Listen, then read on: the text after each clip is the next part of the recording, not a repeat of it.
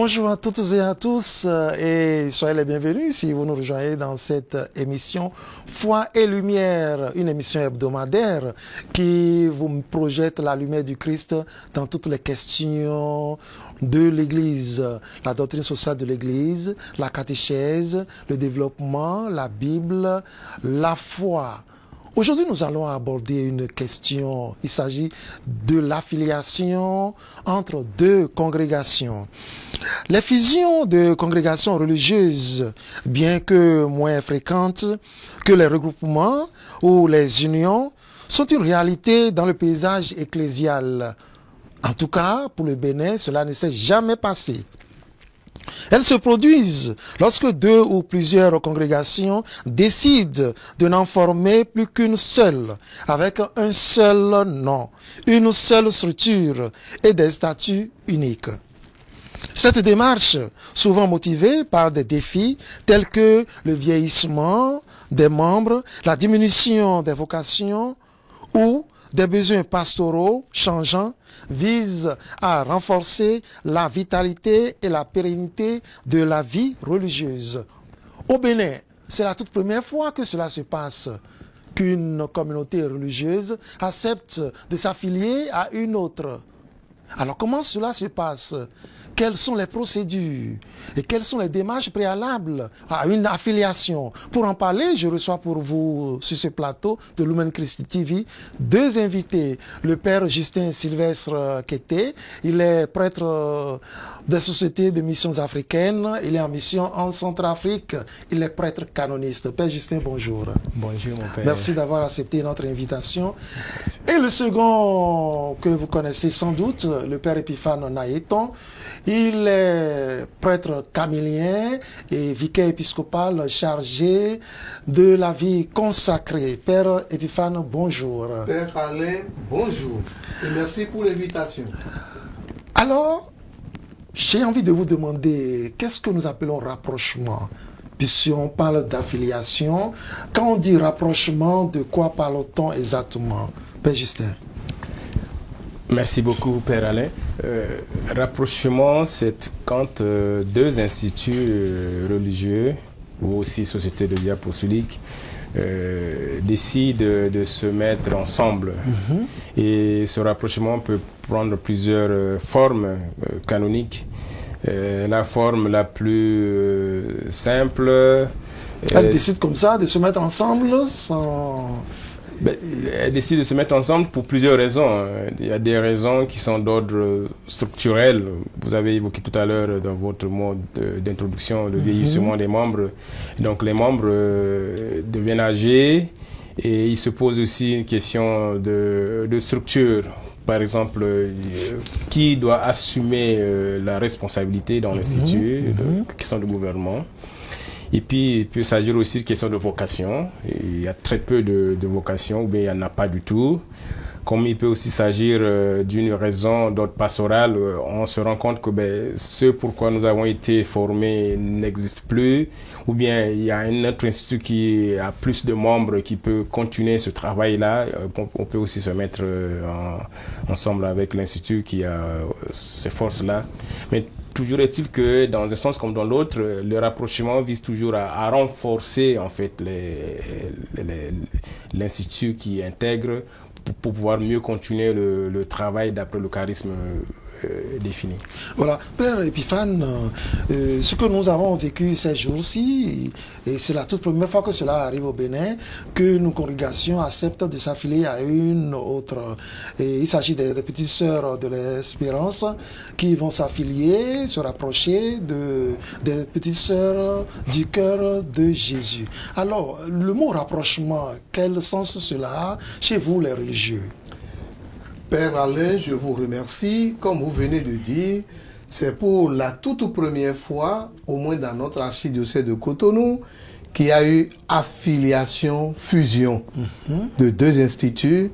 Et il y a affiliation lorsque deux instituts érigés se mettent ensemble pour s'unir, pour devenir un seul institut. Et donc, on procède à une fusion au niveau des règles de vie, de constitution, fusion au niveau de ce qu'on va appeler le patrimoine que ces deux instituts ont. Et c'est toute une démarche qui se fait pour arriver à cette étape-là. Nous allons le découvrir progressivement durant cette émission. Voilà. Père Justin, vous êtes canoniste. Y a-t-il des différentes formes de rapprochement? Peut-on en citer un certain nombre? Merci beaucoup, Père Alain. Alors, le droit utilise le terme d'agrégation pour parler justement de rapprochement. Donc, voilà. L'agrégation, donc, ce rapprochement-là entre un ou deux ou trois ou plus d'instituts religieux, sociétés de vie apostolique. Alors, les formes de rapprochement ou d'agrégation, il y a la fusion. Donc, un institut qui faut faire simple, qui intègre globalement un autre institut, à tel point que l'autre institut qui a été intégré disparaisse. Très bien. Ça, c'est la première forme. L'autre forme... La fusion. Là. Ça, c'est la fusion, oui. Et l'autre forme, c'est l'union. Ça peut être 2 ou 3 instituts qui partagent à peu près le même charisme, ou les mêmes objectifs, qui se mettent ensemble. Mais chacun des instituts va garder son autonomie en interne.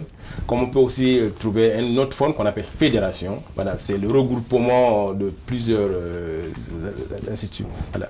Mais la forme qui a été choisie ici pour le cas d'espèce, c'est la fusion. Donc c'est l'institut de Centrafrique, basé en Centrafrique, à Bangui précisément, l'institut des Petites Sœurs du Cœur de Jésus, qui a complètement intégré les Petites Sœurs de l'Espérance de Cotonou.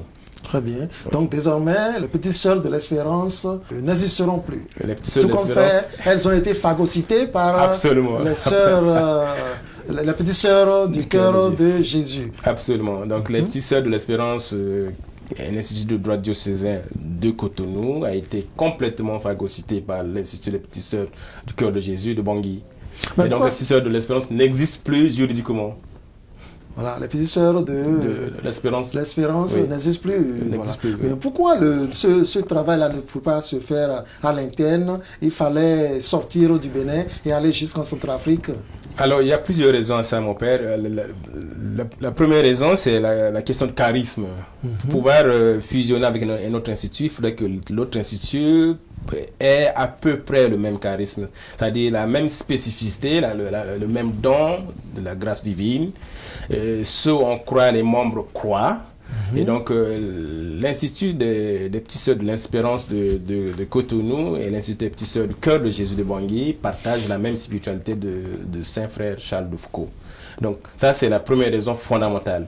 La deuxième raison, c'est que c'est la volonté des autorités compétentes, des évêques, de l'archevêque de Bangui et l'archevêque de Cotonou, de pouvoir, voilà, comme on a vu que les deux instituts partagent la même spiritualité, donc, au lieu de chercher ailleurs où on ne pourra pas trouver, on va le faire là où on en a trouvé. Donc, s'il y avait un autre institut de même spiritualité ici au Bénin, on pourrait faire la fusion avec cet institut ici au Bénin.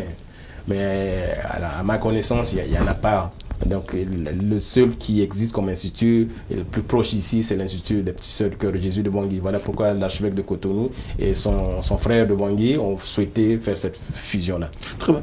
Père Epiphane, est-ce qu'il y a des raisons fondamentales pour lesquelles une affiliation est bienvenue et attendue? Oui, mon père, il y a des raisons fondamentales. Prenons l'exemple à partir de ce que nous avons vécu ces jours-ci, c'est que les Petites Sœurs de l'Espérance, fondées à Cotonou le 25 mars 1997, n'a pas connu l'expansion espérée.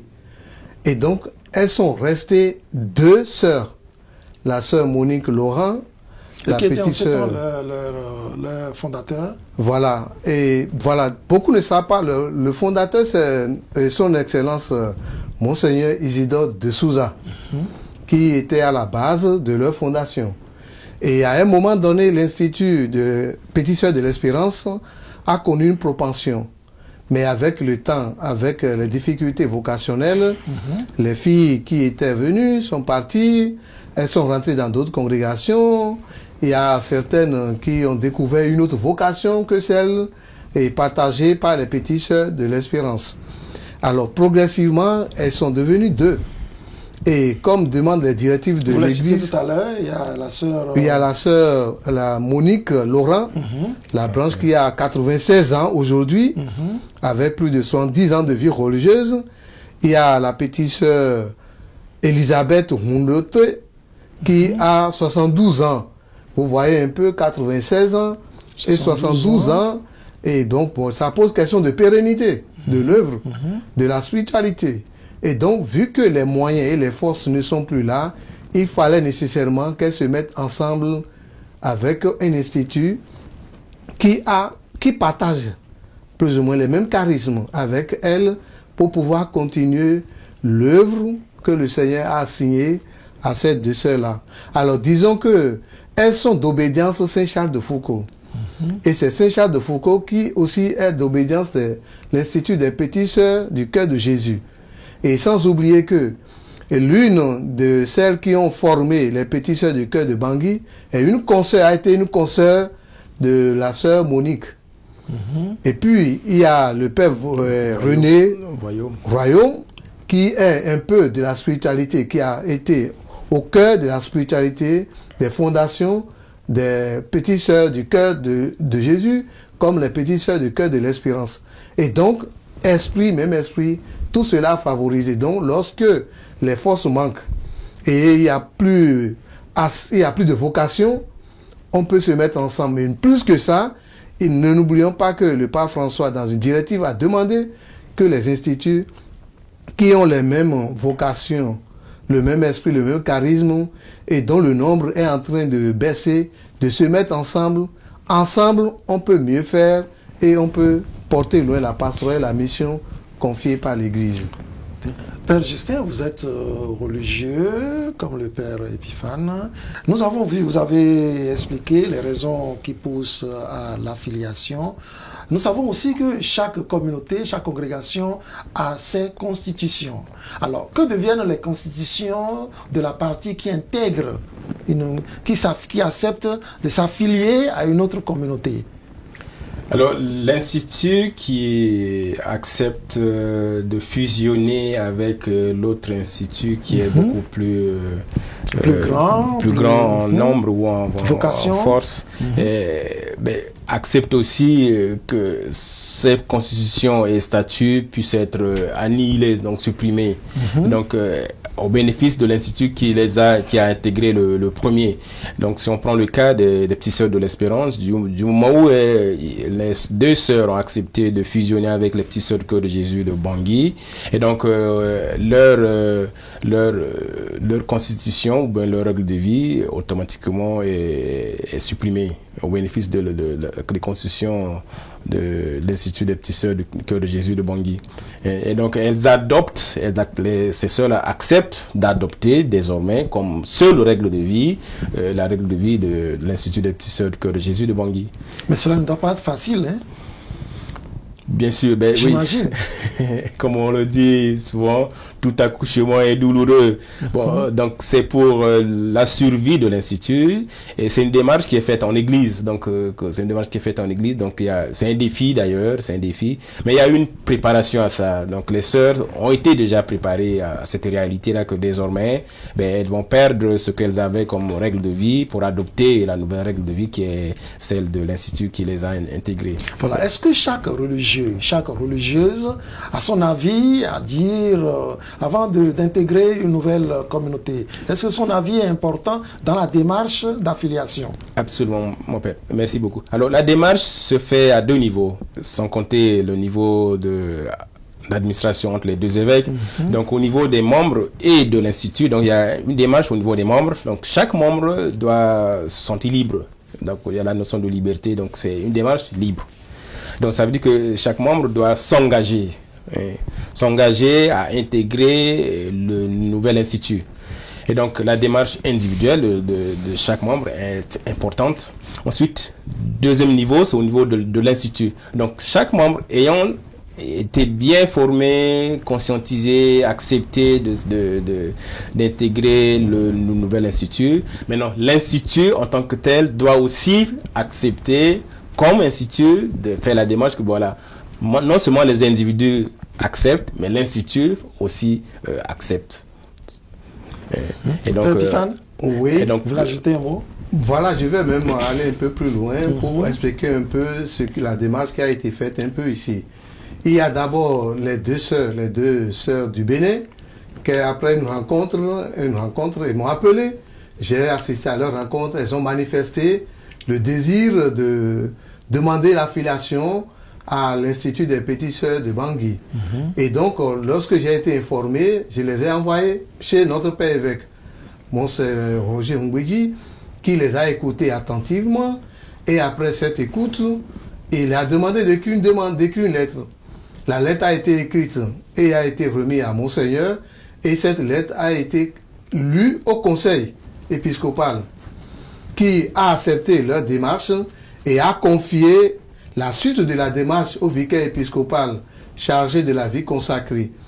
Et à partir de là, la lettre qu'elles ont écrite, plus la lettre du vicaire épiscopal qui reconnaît au nom du diocèse et qui fait cette demande-là, dont la lettre est adressée à la congrégation qui doit faire accepter l'affiliation et à l'archevêque de Bangui.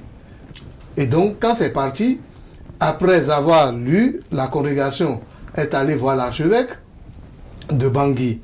Alors, après ça, les deux archevêques se sont adressés des lettres. Et donc, l'archevêque de Bangui a accepté la démarche faite par les petites sœurs du cœur de Jésus. Et puis maintenant, nous, au niveau de Cotonou, nous avons répondu à la demande faite. Et à la suite de cela, maintenant, nous sommes rentrés dans les préparatifs. Et donc, parmi les préparatifs, on a invité les deux instituts à se retrouver à Cotonou. Et donc, ils se sont retrouvés. Il y a eu au moins une semaine de rencontres pour voir ensemble si on devrait arriver à fusion, affiliation, unification, qu'est-ce que nous avons en commun, et analyser et voir quels sont les défis qui sont les nôtres. Et donc, il y a eu même une recollection, une retraite pour analyser, pour faire un travail à fond. C'est suite à ce travail-là maintenant que maintenant, il revenait à l'institut qui va recevoir là-bas de faire le conseil. Et donc, la mère là-bas rencontre ses consoeurs et ils font un conseil pour voir est-ce que nous sommes prêts à accepter l'institut qui va être, qui a fait la demande.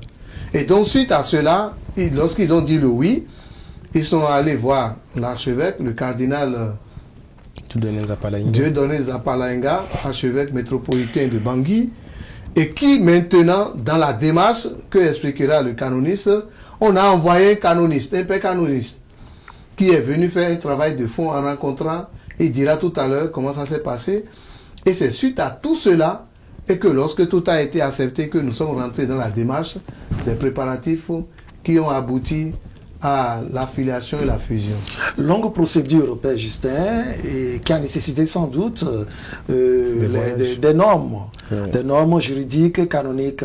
Alors, rappelez-nous un peu ces normes-là, vu que vous êtes professeur du droit canon, rappelez-nous un peu les normes qui ont régi toutes ces procédures, cette longue procédure-là. Parce qu'on sait que l'Église ne fait rien, elle analyse toujours ses décisions.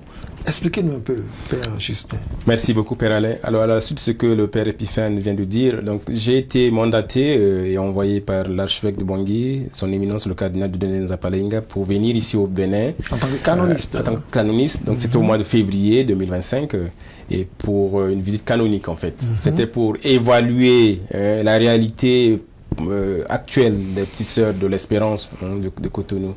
Donc je suis venu rencontrer personnellement ces deux religieuses au nom de l'archevêque de Bangui pour pouvoir faire l'état des lieux. Où est-ce qu'elles en sont par rapport à leur vie communautaire, par rapport à leur engagement dans l'institut dont elles sont membres, et par rapport à leur spiritualité, par rapport à la mise en commun des biens, par rapport à la gestion administrative de la maison où elles sont, et par rapport aussi à leur avenir, et surtout à cette approche-là de l'affiliation. Donc c'est ce travail-là que j'étais venu faire avec les sœurs en février. Donc j'ai rencontré les deux sœurs. Ce travail était plus facile parce qu'elles sont deux. Voilà, elles sont deux. Et puis un travail était déjà fait aussi à la base par le Père Épiphane au nom de l'archevêque de Cotonou. Et donc voilà, c'était un temps d'échange vraiment que j'ai beaucoup aimé parce que les sœurs étaient vraiment disponibles, ouvertes, et puis elles étaient même pressées qu'on aille plus rapidement à la filiation. Et donc j'ai fait un premier rapport que j'avais présenté à son excellent Monseigneur Roger Oumbedi, archevêque de Cotonou, en présence du père Épiphane aussi. Et quand je suis rentré à Bangui, j'ai fait le rapport à l'archevêque et j'ai rencontré le conseil général de l'Institut des Petites Sœurs du Cœur de Jésus de Bangui pour leur présenter ce rapport avec des recommandations. Et donc ça c'est un premier niveau de travail que j'ai eu à faire. Alors les normes qui ont prévalu, c'est d'abord les normes générales concernant la fusion des deux instituts religieux. Et donc première chose, c'est que c'est l'autorité compétente qui a reconnu l'institut qui agrège, qui doit aussi accepter la filiation. Donc pour le cas d'espèce, donc c'est l'archevêque de Bangui qui est l'autorité compétente des Petites Sœurs du Cœur de Jésus de Bangui, qui est l'autorité pour la filiation. Et donc il fallait qu'il marque son accord, ce qu'il avait déjà fait d'ailleurs. Donc il a donné son accord. Et donc je suis parti encore rencontrer l'archevêque de Bangui avec le conseil général des Petites Sœurs du Cœur de Jésus de Bangui pour qu'on puisse échanger avant qu'il nous donne son accord définitif. Donc il a fait. Ensuite, il fallait maintenant préparer ce qui est prévu, à savoir la question des normes, c'est-à-dire le droit particulier des sœurs qui est la Constitution. La Constitution va leur expliquer ça, que voilà, quand vous allez faire la filiation, quand vous allez faire la fusion, désormais vous allez abandonner vos propres normes, c'est-à-dire votre propre règle de vie pour adopter la règle de vie des Petites Sœurs du Cœur de Jésus de Bangui. Deuxième chose, la question du patrimoine. Voilà, on avait fait déjà le tour de la question quand j'étais là en février avec les sœurs, donc il fallait aussi préciser des choses à ce point-là. Et troisièmement, la question des membres. Voilà. Donc les membres, ils sont deux comme je l'ai dit. Donc ils doivent avoir les mêmes droits et les mêmes devoirs désormais dans l'institut qui les a intégrés. Donc il fallait leur expliquer que voilà, vous allez être intégrés dans l'institut des Petites Sœurs Cœur de Jésus Bangui. Vous aurez désormais les mêmes droits et les mêmes devoirs que les autres membres qui sont à Bangui ou ailleurs. Alors ce qui est étonnant, c'est que les constitutions disparaissent, on comprend. Mais le charisme est quand même, c'est toute une vie, ça, le charisme. Et le charisme peut-il disparaître aussi, Père Épiphane? Non. Déjà que vous allez nous expliquer un peu ce que vous appelez charisme, et on va voir ensemble si effectivement le charisme peut disparaître. Alors il faut dire que le charisme vient du latin charis, qui veut dire un don, une grâce. Et donc la grâce reçue par une personne est transmise à un peuple donné, à une situation donnée. Et donc chaque institut, chaque congrégation a son charisme. Son charisme propre. Donc, par exemple, chez les Don Bosco, c'est la jeunesse, l'éducation de la jeunesse. Chez les franciscains, c'est le service de la fraternité universelle et la pauvreté et fraternité universelle. Chez les religieux caméliens, c'est le service des malades jusqu'au don de soi, au don de sa vie, au don total de sa vie. Alors, et donc, qu'on puisse perdre ce charisme-là dans une affiliation. Ici, dans une affiliation, ce n'est pas perdu parce que ici, les deux qui se sont affiliés avaient déjà à la base le même charisme. C'est la particularité ici. Et donc, c'était déjà tout d'obédience Saint-Charles de Foucault, je vais dire. Mais est-ce que dans l'histoire de l'Église, il n'y a pas eu changement de charisme? Est-ce que dans l'histoire de l'Église, on a eu à connaître que deux instituts, je prends par exemple que les caméliens aient accepté s'affilier aux jésuites, aux dominicains. et là, est-ce que l'histoire de l'Église, il y a déjà une situation comme ça dans l'histoire? Non, on évite un peu que ce soit comme ça. Et donc, dans l'histoire de l'Église, quand on dans la mesure du possible, il faut que les charismes Oui, en fait, le rapprochement ou l'agrégation doit toujours tenir compte des réalités, des choses. Bon, ça peut se faire dans la mesure où on peut se rendre compte que il y a pratiquement pas un autre institut qui partage le même charisme, mais il y a des ressemblances, des points communs qu'on peut retrouver là-bas, qu'on n'a pas chez nous. Ça peut se faire. Bon, en règle générale, on essaie quand même de suivre la réalité des choses. Voilà. Que, par exemple, le grand groupe des franciscains, ou le grand groupe des bénédictins, ou le grand groupe des dominicains, voilà, on a quand même un ancêtre commun qui peut nous réunir, même si dans la réalité, la pastorale est très diverse. Bon, on essaie toujours de tenir compte de certains aspects pour pouvoir faciliter le vivre ensemble, et surtout pour mieux préparer les membres à cette nouvelle donne-là. Et puis bon, il faut ajouter que lorsqu'il doit arriver deux instituts de charisme différents, on vise la complémentarité. Absolument. Et donc, peut-être que vous avez fait le choix de l'éducation des jeunes et l'autre avec l'éducation des enfants. Là, ça peut aller. Oui. Et donc, désormais, l'institut qui est né portera les deux éléments importants qui constituent le charisme. Donc, c'est ce qui... On tient beaucoup compte de cela avant de faire une unification. L'Institut des Petites Sœurs de l'Espérance n'existera plus au Bénin. Ça a été clair. Les deux religieuses restantes, la sœur Monique Laurent et la sœur Elisabeth dont vous avez parlé tout à l'heure, ont signé leur appartenance désormais à la congrégation des Petites Sœurs du Cœur de Jésus de la Centrafrique. Alors, que s'est-il passé exactement, Père Vifan? Voilà, donc ce qui s'est passé est que il y a eu toute une organisation, comme nous l'avons dit jusque-là, toute une préparation et tout un enseignement, toute organisation qui a été faite, tout un rituel qui a été fait et présenté et reconnu à la fois par les deux pays, parce que le rituel qui a été conçu a été validé par le liturgie de notre diocèse, qui a été consulté pour vérifier la canonicité, pour vérifier si ça répond aux règles. Et puis après, le rituel a été envoyé à Bangui pour que le cardinal aussi donne son attestation et reconnaisse que voilà le rituel. Donc, c'est ce rituel qui a été présenté. Une première partie a été faite le samedi et la seconde partie, la grande partie, a été faite le dimanche. Et les éléments qui sont dedans, que nous verrons tout à l'heure certainement, c'est que le samedi, par exemple, il y a eu les vêpres solennelles. Nous allons suivre un peu ce qui s'est passé et permettre aux téléspectateurs d'en savoir davantage. Nous passons maintenant à une étape aussi importante dans cette cérémonie. Il s'agit d'un moment capital pour nos sœurs Monique Laurent et Elisabeth Ndouté qui vont faire prononcer leur engagement.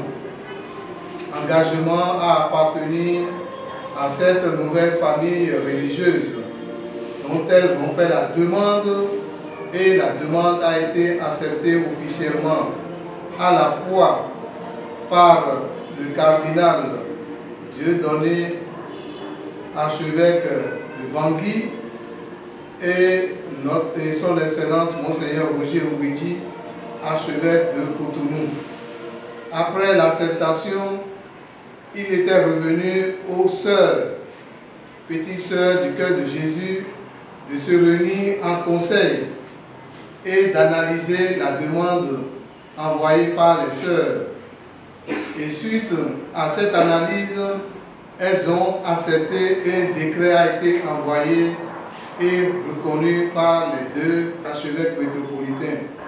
Et donc dans cette dynamique maintenant, les sœurs, deux sœurs vont faire leur engagement à appartenir à cette famille religieuse, vont recevoir la croix et puis après les constitutions et les règles de vie de cette nouvelle famille religieuse. S'avancent les deux sœurs qui vont faire prononcer leur engagement à appartenir à cette famille. La sœur, petite sœur Monique Laurent et petite sœur Elisabeth Ndouté. Acte d'appartenance à la fraternité des petites sœurs du Cœur de Jésus. Au nom du Père et du Fils et du Saint-Esprit. Amen. Par fidélité à ma consécration religieuse, moi, petite sœur Monique Laurent, j'accepte aujourd'hui de tout cœur et avec la grâce de Dieu d'intégrer la congrégation des petites sœurs du cœur de Jésus par cet acte d'affiliation et d'unification. J'accepte librement de vivre désormais selon la règle de vie des petites sœurs du cœur de Jésus, dans l'obéissance, la chasteté et la pauvreté.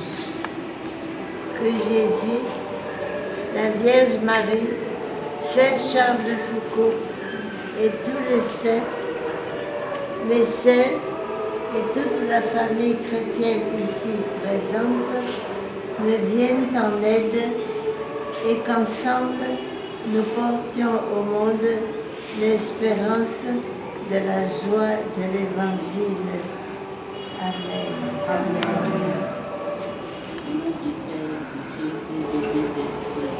Amen. La fidélité à ma consécration religieuse, moi, petite sœur Elisabeth Boumou, j'accepte aujourd'hui de tout cœur et avec la grâce de Dieu d'intégrer la congrégation des petites sœurs du cœur de Jésus par cet acte d'affiliation et d'unification. J'accepte librement de vivre désormais selon la règle de Dieu et la constitution des petites sœurs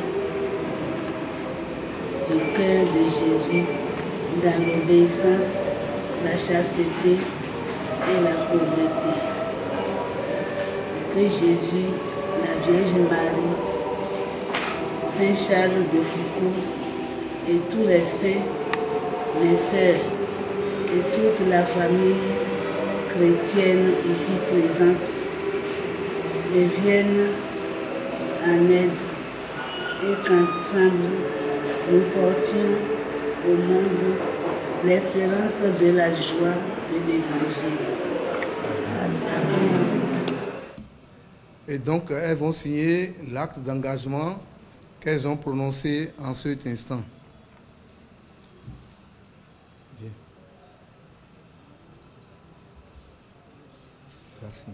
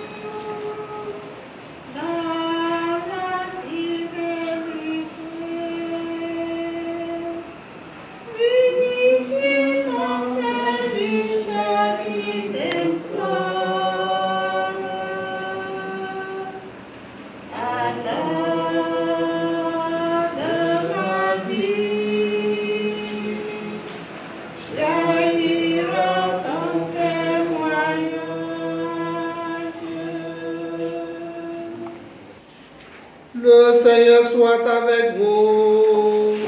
Et avec votre esprit.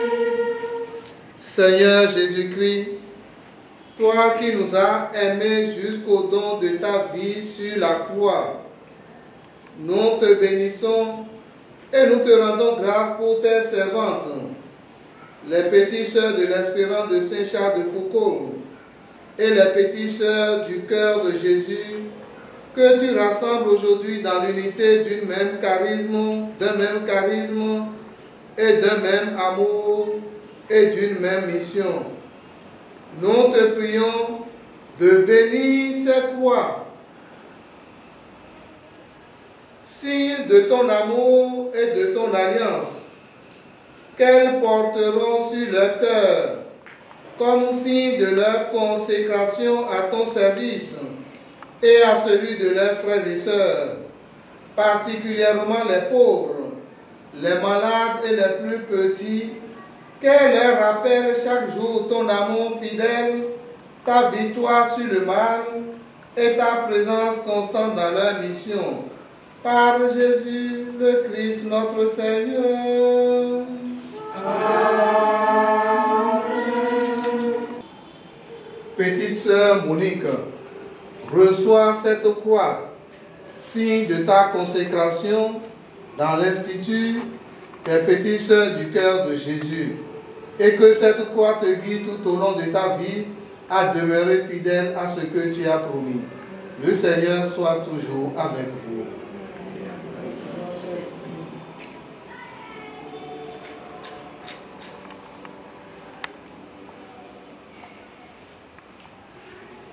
Petite sœur Elisabeth, reçois cette croix, signe de ta consécration et de ta fidélité dans cet institut.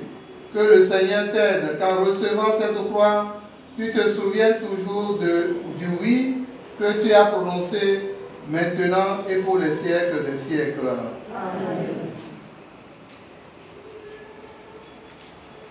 Nous te prions également, Seigneur, de bénir cette règle de vie et cette constitution, fruit de l'Esprit Saint dans l'Église et chemin de sainteté pour ses sœurs.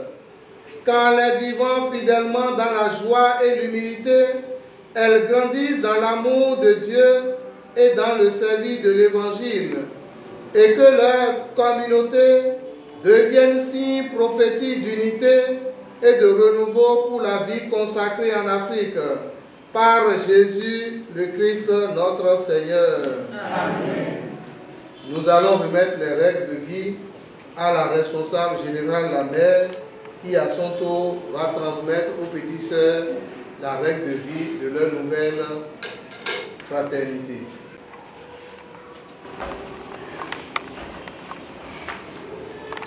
Petite sœur Monique, je te donne cette règle de vie qui exprime ce qui est essentiel à notre forme de vie religieuse, qui, tout en étant apostolique, est fortement marquée par la contemplation de Dieu. Elle inspire dans la durée notre manière de vivre en petite sœur du cœur de Jésus sur les traces de frère Charles de Foucault dans l'Église, peuple de Dieu.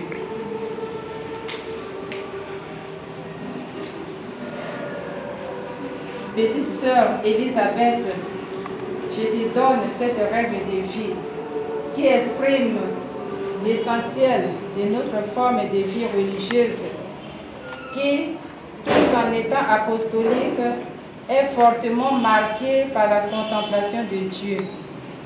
Elle inspire dans la durée notre manière de vivre en petite sœur du cœur de Jésus sur les traces de frère Charles de Foucault dans l'Église, peuple de Dieu.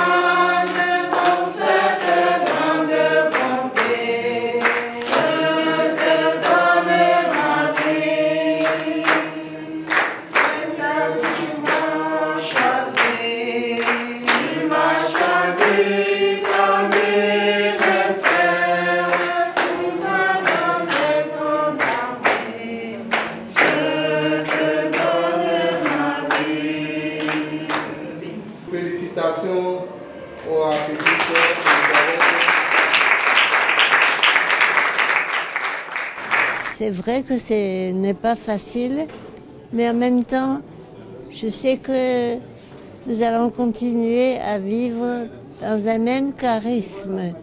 Je connaissais les petites sœurs du cœur de Jésus et je sais pourquoi je leur ai demandé une affiliation. Nous allons vivre ensemble à l'école de Saint-Charles de Foucault. Voilà, Père Justin et Père Épiphane, nous venons de suivre l'événement que nous avons vécu tous le samedi 19 juillet 2025 dans la maison des petites sœurs de l'Espérance. 96 ans pour l'une, la sœur Laurent Monique, 112 ans pour l'autre, la sœur Elisabeth. Toutes deux sont devenues religieuses, sont entrées dans la grande famille des petites sœurs du cœur de Jésus. Y avait-il intérêt à faire tout cela au soir de sa vie, Père Épiphane? Oui, il y avait intérêt. Vous savez, la pérennité de la vie de l'Institut. Alors, vous voyez, la petite sœur Monique, toute sa vie, elle a rêvé d'une vie religieuse, vie consacrée à Dieu. Et elle est au Bénin depuis des années. Et donc, avoir travaillé, avoir donné sa vie, toute sa vie. Imaginez, elle a 96 ans, elle est venue à 26 ans au Bénin. C'est dans sa 27e année qu'elle est venue au Bénin. Donc, voir à la fin de ta vie que l'œuvre portée a disparu, ça fait un grain de cœur. Et donc, le besoin était important. Vous êtes religieux, Père Justin, vous les voyez. Hier, ils étaient encore dans leur robe de leur institut, les petites sœurs de l'Espérance. Aujourd'hui, tout a disparu. Et la robe a disparu, la croix a disparu. Et puis, tout est devenu nouveau pour elles, à mon avis. Oui, Père Alain, oui, je crois que c'est aussi quelque chose qui relève de leur volonté. Les deux sœurs ont voulu cette fusion pour pouvoir continuer à servir le Seigneur dans une congrégation, un institut qui est beaucoup plus grand que ce qu'elles avaient. Et ça s'inscrit aussi dans la droite ligne du motu proprio du pape François du 1er novembre 2020, Authenticum Charismatis, qui invite les instituts, les petits instituts à pouvoir se mettre ensemble, pour pouvoir rayonner et porter le témoignage de la vie religieuse. Donc, elle avait ce choix-là de continuer à rester dans l'institut qu'elle avait jusque-là, mais elles ont préféré plutôt s'inscrire dans cette dynamique-là de rayonnement et de continuer aussi à témoigner du Christ en intégrant une famille beaucoup plus grande. Et donc, elles ont perdu ce qu'elles avaient comme un signe, à savoir leur croix, leur constitution, règles de vie, mais elles ont adopté aussi la croix, les constitutions, la règle de vie de l'institut qu'elles ont intégré, parce qu'elles sont d'accord avec ça. Elles ont voulu ça, elles ont eu ça, et bon, ça se voit sur le visage, parce qu'elles étaient rayonnantes ce jour-là, y compris le dimanche, malgré la situation lourde du décès d'une des leurs le jour avant. Et donc, c'est une étape importante dans leur cheminement à la suite du Christ et dans leur vie religieuse, de voir que ce qu'elles pensaient être une affaire de deux personnes, mais c'est aussi l'affaire d'un institut beaucoup plus grand qu'elles ont intégré, et désormais elles continuent leur petit chemin avec le Christ dans cette grande famille religieuse qui est l'Institut des Petites Sœurs du Cœur de Jésus. Voilà, Père, je reste toujours avec vous parce que vous êtes canoniste et le droit canon a pour responsabilité de clarifier les esprits. Oui. Chaque congrégation possède son propre patrimoine, des biens immobiliers, archives, etc. et son identité propre, souvent enracinée dans son histoire et sa spiritualité. La fusion implique la gestion de ces biens, vous l'avez dit au début de cette émission, et la nécessité de trouver un équilibre entre la préservation de l'héritage de chaque congrégation. Voilà. Cela peut engendrer, moi qui le suppose ainsi, pourrait engendrer des tensions et des conflits entre consoeurs ou entre confrères de la même communauté. Merci beaucoup, mon père, pour la question. Alors, la préoccupation du patrimoine a été déjà prise en compte par le droit. Et donc, le patrimoine de l'Institut des Petites Sœurs de l'Espérance passent désormais sous l'administration, sous la gouvernance de l'institut qu'elles ont intégré, à savoir l'Institut des Petits Sœurs du Cœur de Jésus, et donc qui a l'obligation de gérer ce patrimoine-là, comme ils gèrent aussi le patrimoine de leur institut avant. Et donc, du coup, le droit a mis en place des garde-fous pour que aucun abus ne glisse dans la gestion de ces biens-là. Donc, désormais, l'Institut qui a intégré les Petites Sœurs de l'Espérance doit gérer les biens qui appartiennent maintenant à tous, comme elle a géré ses propres biens jusque-là. Et donc, il n'y a pas de crainte à ce niveau, parce que dans les principes, il n'y a pas de crainte, puisque le droit a déjà tout prévu que les biens de l'Institut soient gérés selon les normes générales et selon les normes particulières de l'Institut, à savoir la règle de vie. Ça, c'est la première chose. La deuxième chose, il peut y avoir des frictions, des tensions au niveau des individus, mais il faut savoir qu'une fois qu'on est dans une famille religieuse, il y a des normes qui régissent cette famille religieuse. Et donc, les membres, comme je l'ai dit déjà, les membres ont les mêmes droits et les mêmes obligations. Et donc, les biens doivent être gérés au nom de l'Institut et selon les normes de l'Église et selon les normes de l'Institut. Et donc, s'il y a des frictions, ceux qui sont dans l'administration, ceux qui sont chargés d'administrer ces biens de l'Institut doivent y faire face et doivent faire en sorte que les craintes disparaissent, parce que les biens appartiennent à l'Institut et non aux individus. Et donc, on doit les gérer selon l'esprit de ces normes-là et selon la volonté de l'Institut qui est exprimée dans la règle de vie. Père Épiphane, chaque congrégation a sa tradition, sa sensibilité et ses attentes. Ne pensez-vous pas que cela pourrait entraîner des difficultés ou d'adaptation et aussi des tensions interpersonnelles, des religieux ou religieuses qui ont déjà 20 ans, 30 ans de vie religieuse, qui acceptent d'intégrer une nouvelle communauté? Et ça pourrait engendrer des heurts, à mon avis. Oui, mais c'est que le fait de se mettre ensemble constitue déjà un soutien à la fois moral, spirituel, physique, soutien humain également. Et donc, si un travail de base est bien élaboré, la chose se vit mieux. Par exemple, les Petites Sœurs de l'Espérance qui entrent en affiliation, en fusion avec les autres, ce n'est pas que elles rentrent avec un zéro. Par exemple, ces derniers temps, il y a des vocations qui ont commencé par arriver dans cet institut. Et donc, elles ont des vocations et elles sont venues me voir. Au prime abord, j'avais pensé négocier avec un autre institut pour trouver des formatrices pour ces jeunes qui arrivent. Et puis, sans vous mentir, je me suis rapproché d'au moins de 2 grands instituts de notre pays. Nous sommes rentrés en négociation. Et les maires généraux m'ont dit, bon, nous allons voir. Et quand même, il y a quand même de disponibilité. Mais après, au fond, je me suis dit, mais les sœurs qui sont là, 96 ans et 72 ans, combien de temps? Ces filles qui vont venir, elles ne seraient pas encore arrivées à la profession perpétuelle, peut-être, avant que ce que nous n'espérons pas arrive. Elles vont se retrouver en l'air. Il vaut mieux qu'on réorganise les choses autrement. Alors ces filles, et au lieu d'ouvrir un postulat pour ces filles, une formation, j'ai demandé plutôt qu'est-ce qu'on peut faire. Si nous avons confiance en elles, on les a envoyées aux études. Et donc, elles ont commencé des études spécifiques. C'est avec toutes ces filles-là que nous mettons ensemble avec les 2 sœurs pour rentrer dans la nouvelle congrégation. Et donc, ça permet à ces filles, par exemple, à la fin de ce mois, l'une, 2 vont partir à Bangui pour aller faire les études et mieux connaître, rentrer dans la spiritualité de la nouvelle famille religieuse. Plutôt qu'en choisissant une autre sœur qui allait les former, la sœur vient d'une autre spiritualité, d'un autre charisme, ne pourra pas totalement intégrer la spiritualité, mais cette fois-ci, dans Fusion l'Union, elles sont un peu pour moi les pépinières qui vont mieux intégrer. Mais il peut y avoir des heures, comme tu l'as dit, mais tout se prépare.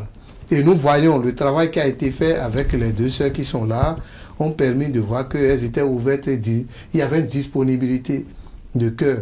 Et maintenant, c'est peut-être lorsqu'il y a des jeunes Dans une congrégation où on fait affiliation, fusion, il y a des jeunes, c'est là où on peut voir l'erreur. C'est pour cela que l'Église propose, où le droit demande, en dehors de la demande officielle faite par tout l'ensemble, on demande à chacune ou à chacun d'écrire sa demande personnelle d'intégration.